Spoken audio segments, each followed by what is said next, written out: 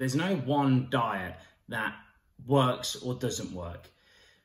I see loads of people often get so confused about like, Dave down the road did Weight Watchers, Sue did keto, she got really good results with this, that, and the other. There's a latest fad that comes out. And when we talk about diet, it is always so confusing. There's always so many different things with so many rules and regulations. This is what I like to strip back the bare bones of it and say what actually works.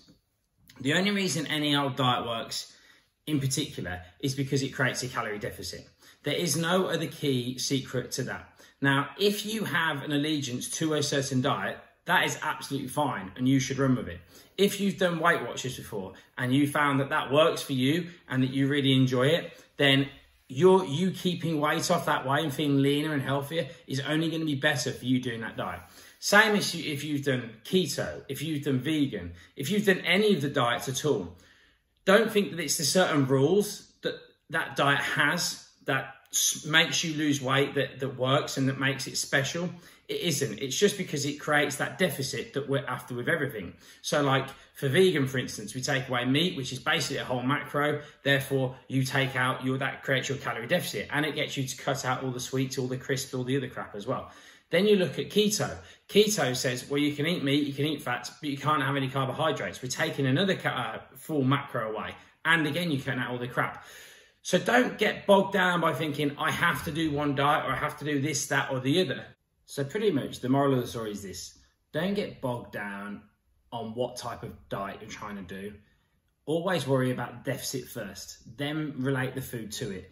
That way it just gives you so much more flexibility, because the diet is actually the thing that makes you rigid, that gives you rules, that gives you things, boundaries that mean you shouldn't do this or shouldn't do that, which means you can't see your friends for a drink at the weekend, which means you can't do all this sort of stuff. Whereas when we just think about the deficit and keep that rule as the main thing that we're listening to and looking for, it just gives you so much more freedom, because it allows you to eat whatever foods you like, whether you have a vegan preference or a keto preference or whatever, it is irrelevant. And just remember that even if you like that diet, the diet isn't the reason that you're losing weight.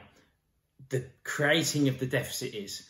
And like I say, the moral of the story here is when you understand it, when you have this epiphany, it just makes everything so much easier. It makes everything so much simpler.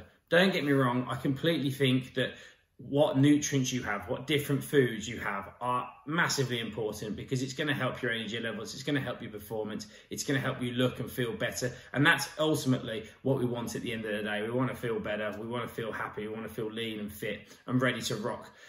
But don't get thinking that you've got to do some kind of certain diet, or the next fad diet that comes out, or whatever comes around the corner is the reason for it. It isn't. It is the creating a deficit. It's managing those calories and then those macros in those calories, which is the real key. If you've got any questions about the subject at all, I'd love to hear your thoughts on it.